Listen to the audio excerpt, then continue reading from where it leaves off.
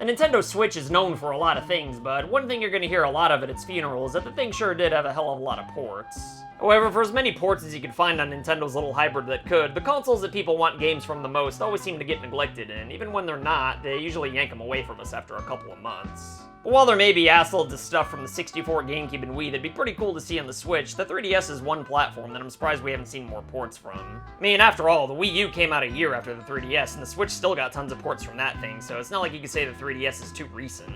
Look, I'm not saying we should get 3DS or really any other kinds of ports over new and original content, because even though it's like 98% less work than making something from scratch, remastering an old game still requires a little bit of effort as opposed to just copy-pasting and calling it a day, especially with something as unconventional as the 3DS. But like, if you're gonna port games to the Switch anyway, then there's still a lot of really good stuff from Nintendo's final dedicated handheld that a lot of people still have never got around to playing to this day, even though over 70 million people had a 3DS. Fair amount of these games are relied on touch controls, dual screens, and God forbid the microphone would definitely suck, as we've seen a few times, but like most games only really use these features as a bonus. It didn't really make or break the experience. So at that point, you might as well just port these over if someone's blackmailing you to port as many games of the Switch as possible, which apparently seems to be the case. So go ahead and abruptly end that phone call you're on with your step-pepper, and let me tell you 10 3DS games that they might as well port over to the Switch. Shin Megami Tensei 4, Shin Megami Tensei 4 Apocalypse, and really just about any other Atlus RPG too, frigate. Okay, so I'm not gonna lie to your ass. As of right now, I still haven't played this exact Shin Megami Tensei game, but being a big fan of Atlus RPGs, I've got no doubts that summoning demons as a rapscallion high schooler is as good here as it ever was, at least based on everything I do know about these games.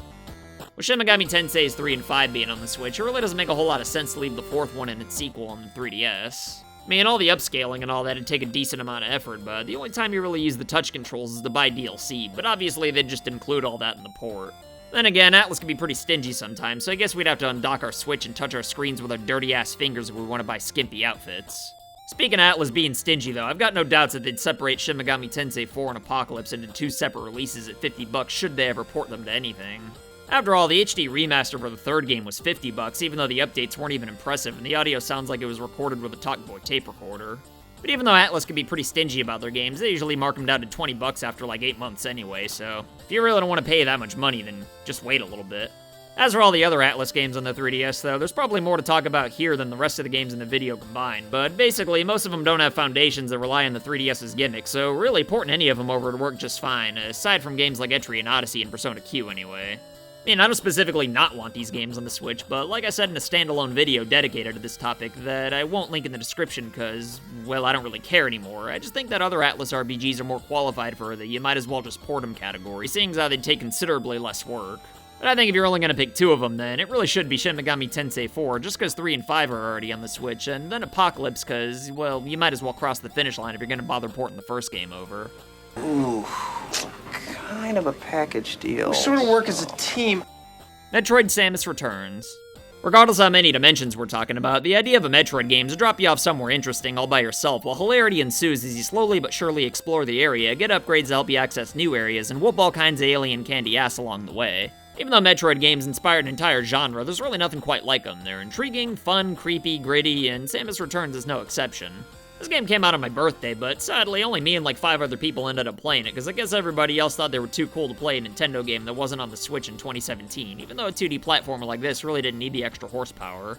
Thankfully, Metroid Dread still ended up happening anyway, but even though that's a lot more of a grand Metroid game, Samus Returns is still pretty good too, and I can't fathom that it wouldn't be easy to port over to the Switch, so I mean, why the frig not, you know? Is it because it's a remake of a Game Boy game? Well, I mean, sure, maybe the story, I guess, but come on, you can't look at this and tell me it's the same thing gameplay-wise. Oh, good? Fine, you know what, now I'm gonna choose Federation Forces. No, you're gonna complain about a 2D Metroid game, and this is what you're gonna get. And don't complain either, because I'll have you know that there's starving children in Maine who'd love to play Federation Forces. One of the Fire Emblem games, you pick, I don't care. If you played one Fire Emblem game, then you've kind of played them all, but that's not always a bad thing when the gameplay's awesome. Honestly, I've got no idea why the entire Fire Emblem series isn't already on the Switch. In fact, I even made an entire video about why it should be. But basically, with the core gameplay being relatively simplistic, the actual battles from every game can pretty much run on any hardware within the last 30 years. Not that processing power is necessarily a problem when you're porting games over to newer consoles, but my point is that Nintendo thankfully resisted the urge to force intelligent systems to overcomplicate the gameplay with the 3DS's optional tomfoolery, so porting them to anything else really wouldn't be all that much of a challenge.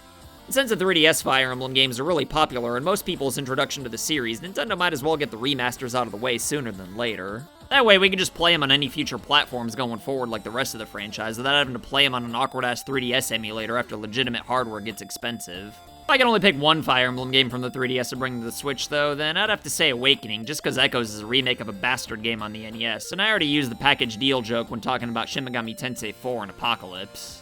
The Legend of Zelda: A Link Between Worlds. I know everybody thinks that Breath of the Wild's the game that finally brought Zelda back to its roots of having freedom to progress through the game at any pace you want, but A Link Between Worlds not only did it first, but in my opinion, it did it way better too. I wrote a whole spiel about it before I realized I was going way off topic, but whether you disagree with my opinion or not, I think we can all at least agree that A Link Between Worlds is a 2D Breath of the Wild, even if Hyrule isn't nearly as big. All I've really got to say about A Link Between Worlds is that it's literally my all-time favorite Zelda game, and the controls are completely traditional, with Nintendo even going as far as to tell the developers not to have any puzzles that require the 3D features, so honestly, it's only a matter of time before this game gets ported, so, you know, Nintendo might as well. Bravely Default or Bravely Second. Bravely Default 2 is a game on the Nintendo Switch. What kind of game is it? Well, it'd be nice if you could just play the first game on the Switch and find out for yourself, but this isn't the first time a video game sequel came out on a console that didn't have the first one. Plus, you can play a demo, so I don't really know where I'm going with this. Basically, Bravely Default was a fun, classic turn-based RPG with a pretty cool battle system. The first half was awesome, and the second half sucked ass. So if you're gonna port one of these two games to the Switch, then it might as well be the one nobody played, Bravely Second, kind of as a garnish to Bravely Default 2. I mean, you could port both of them, but if I gotta pick one, it's gonna be Bravely Second. Ever Oasis. Ever Oasis is an action RPG that's more or less a spiritual successor to the Mana series. The gameplay varies from building a town, or an oasis, to raiding dungeons until the Dickens come home. Seeing how the game came out while the Switch was already running wild, it's actually kind of weird that it didn't use any of the 3DS's features, but apparently the game's captain or whatever, Koichi Ishii, thought that the game would do better on the console that way more people own, but as we talked about with Samus Returns, everybody thought they were too cool for the old man 3DS at the time. And sadly, Ishii's theory of the game being more immersive with the 3D feature didn't really entice enough people for the game to be a hit. Since the same developer, Grezzo's already making Switch games and even porting 3DS games over, Ever Oasis might as well get a second chance just like the Metroid franchise. But I mean, Ever Oasis is probably a lot riskier than a 2D Metroid game, so they should probably just remaster what they've already got and play it safe. Yoshi's New Island. This game's actually the reason why I decided to make this video. It's a basic 2D platformer that I've been playing a level of before I go to sleep on most nights, and after 100%ing the first two worlds, I just kinda thought, Nintendo might as well port this to the Switch. there are gyro controls for certain sections where Yoshi transforms, but most Switch controllers have that, and, like, you don't need gyro controls anyway, so the analog stick and D-pad would work just fine. We've already got Yoshi's Crafted World, and that game's alright, but the NES had 6 Mega Man titles, so I'm pretty sure the Switch is big enough for 2 Yoshi games. Just please, for the love of God, don't charge $60 for the one from the 3DS, Nintendo, come on. We know you'd do it, just don't. Mario, yeah, either one of them, I don't know. Okay, so if you made it a couple minutes into a gaming video on YouTube and don't know what a Mario game is, then I'd like you to Get the fuck out of here! Get out of here! Basically, the Switch already has an assload of Mario games. Honestly, kinda too much, but like, it almost has so much that you might as well just go ahead and put the rest of the games on there, you know? I mean, outside of upgraded ports and things of that nature, there's only 7 core Mario platformers that are missing on the Switch, so there's really no reason to hold back now. Hell, you could even put them all in one cartridge, call it the Magnificent 7, and get sued out the ass by Sony Pictures for all I care. As for the 3DS Mario games, though, New Super Mario Bros. 2 is actually my least favorite 2D Mario platformer of all time, at least outside of Lost Levels and the original if we're taking nostalgia out of the equation. Well, much like pizza, mediocre Mario is still pretty good. As for 3D Land, I like 3D World way more, but this is still pretty solid. There's a few puzzles in 3D that are kinda awkward without the stereoscopic effects, but, like, just leave them out. Who cares? Kirby Platformers.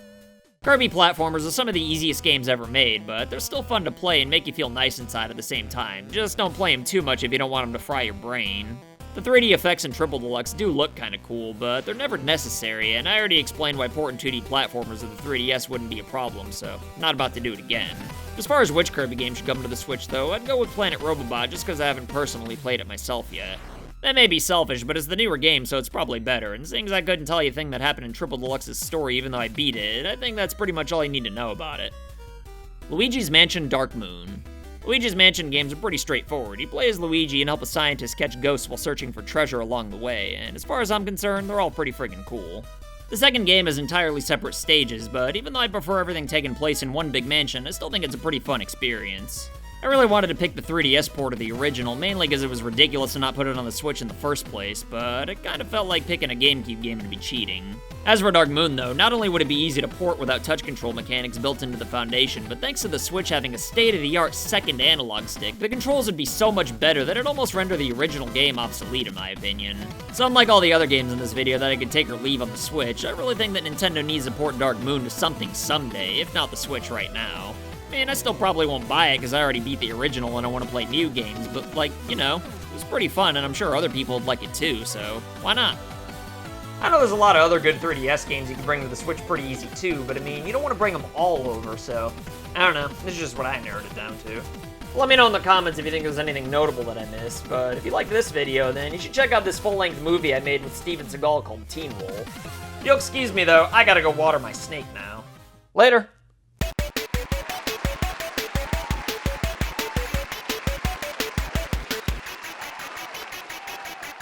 So I want to say thank you to your loyalty, thank you for your support.